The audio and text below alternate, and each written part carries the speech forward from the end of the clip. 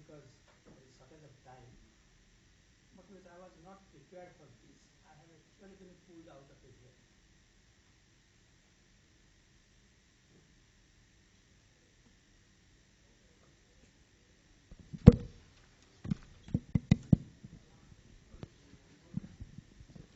So I will not sound that frightening as Professor Saha did.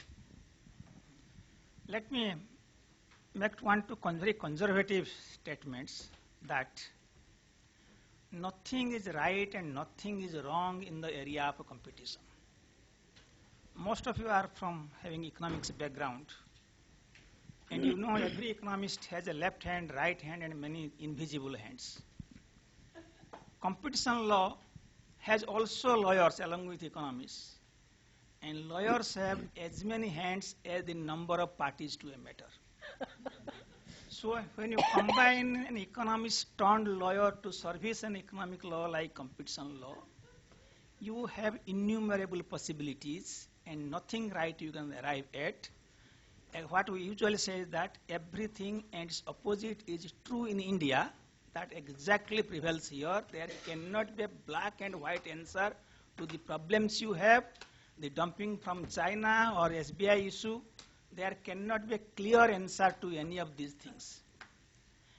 Let me illustrate this with an anecdote that 4 people who have been victims, who have suffered from an order of the Competition Commission of India, they were narrating their story, what caused this predicament to them, and they are telling to a person who is considered a friend of competition. So first person says that I charged a price higher than anybody else was charging, and I have been accused of profiteering and exploitation. The second person told that I charged a price lower than anybody else was charging. I have been accused of predatory pricing and killing competition.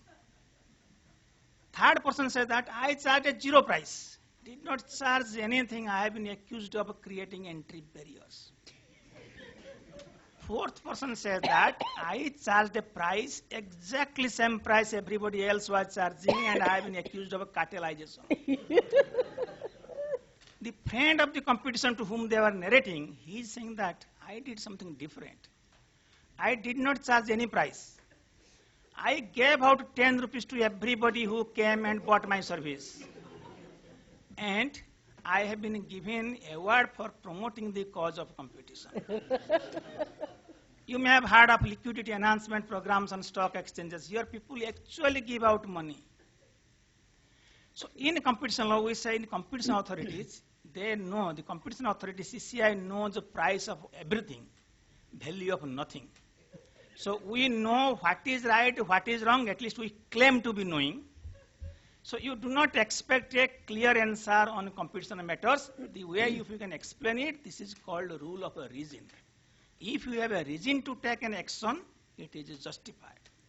That this takes me to the next point that competition is important, but it is not the everything, the whole thing, not panacea for all problems. It is in fact not an end. It is just a means for an end. That is why we generally promote competition, but we do not mandate competition. We never say that competition is compulsory. And we never say that monopoly is bad, dominance is bad. We do not ban monopoly. We simply say, if somebody has market power and it abuses market power, we will look at it. So never ever we try to say that competition is compulsory and monopoly is bad. We have many reasons, and you sitting in government, you have hundreds of reasons, n number of reasons to do something anti-competitive, but sometimes you do inadvertently, sometimes you do consciously.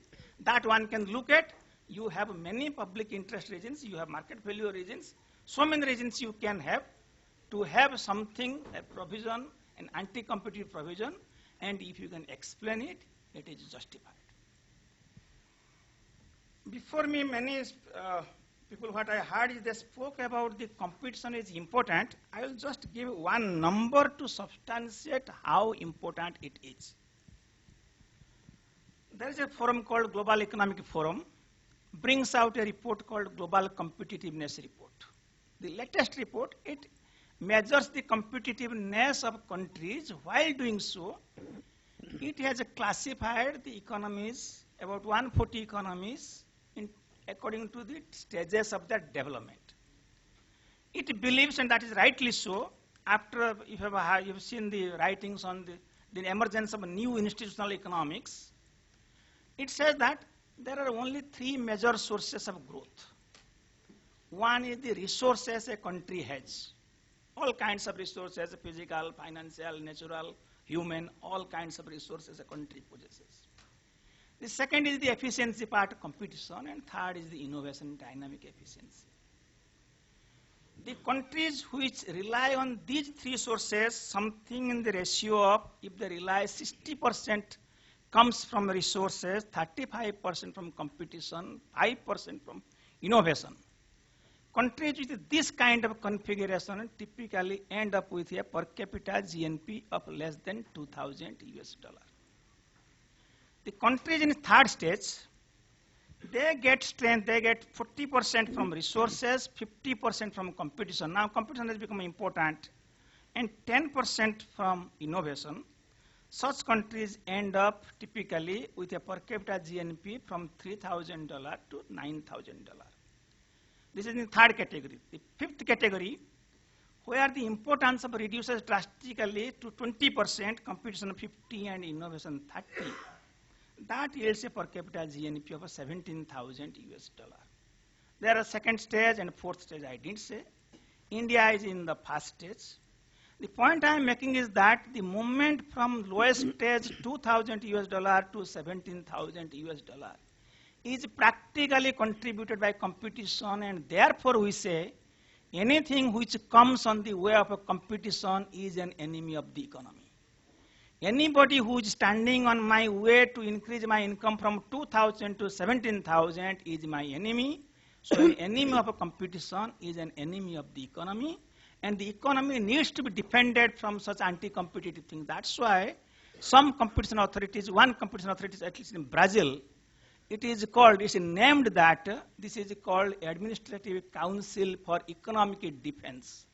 The competition body's job is to defend the economy from anti-competitive forces. I think I will stop it here. I will be happy to take a few questions. Thank you.